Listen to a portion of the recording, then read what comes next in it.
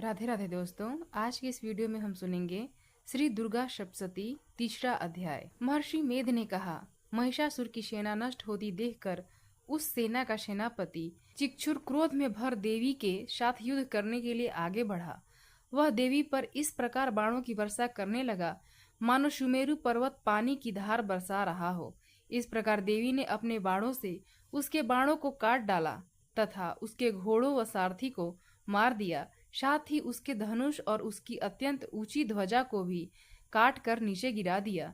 उसका धनुष कट जाने के पश्चात उसके शरीर के अंगों को भी अपने बाणों से बींध दिया। धनुष, घोड़ों और सारथी के नष्ट हो जाने पर वह असुर ढाल और तलवार लेकर देवी की तरफ आया।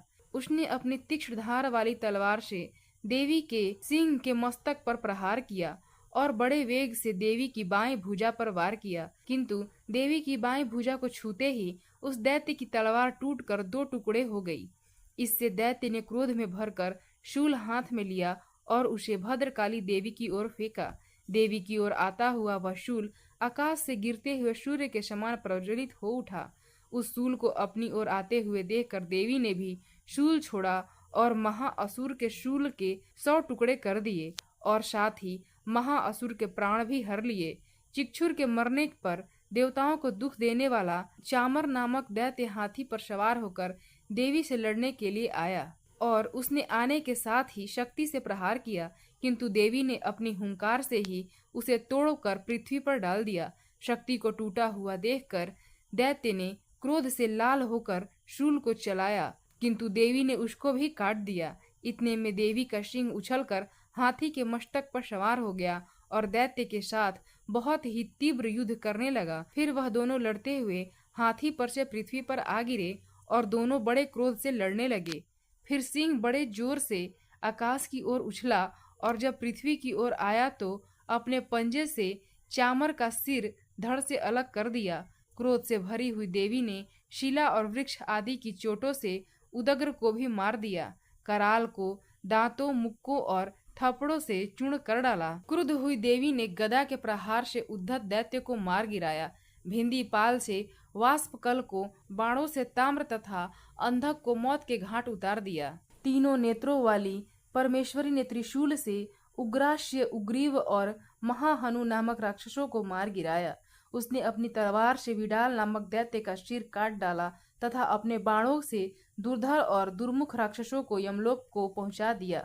इस प्रकार जब महिषासुर ने देखा कि देवी ने मेरी सेना को नष्ट कर दिया है, तो वह भैंसे का रूप धारण कर देवी के गणों को दुख देने लगा। उन गणों में कितनों को उस मुख के प्रहार से, कितनों को खुरों से, कितनों को पूंछ से, कितनों को सिंहों से, बहुतों को दौड़ने के वेग से, अनेकों को सिंह नाद से, कितनों को चक्कर देकर और कितनों को श्वास वायु के झोंकों से पृथ्वी पर गिरा दिया। वह दैत्य इस प्रकार गणों की सेना को गिरा देवी के सिंह को मारने के लिए दौड़ा। इस पर देवी को बड़ा गुस्सा आया।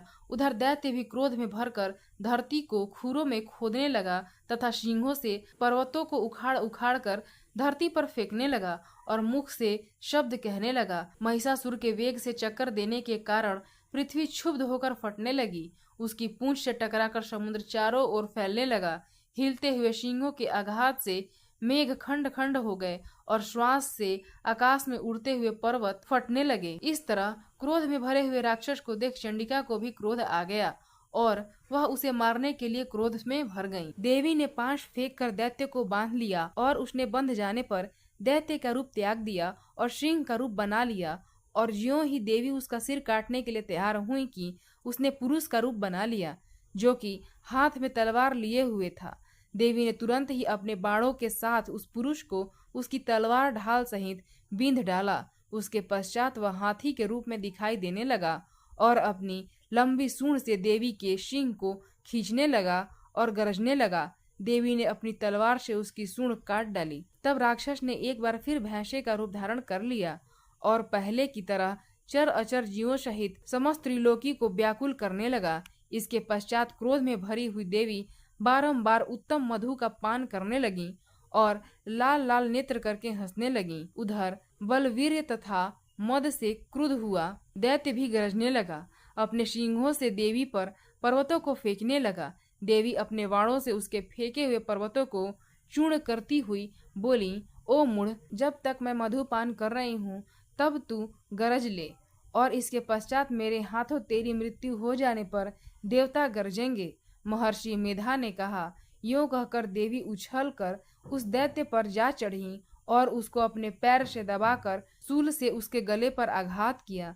देवी के पैर से दबने पर भी दैत्य अपने दूसरे रूप से अपने मुख से बाहर होने लगा।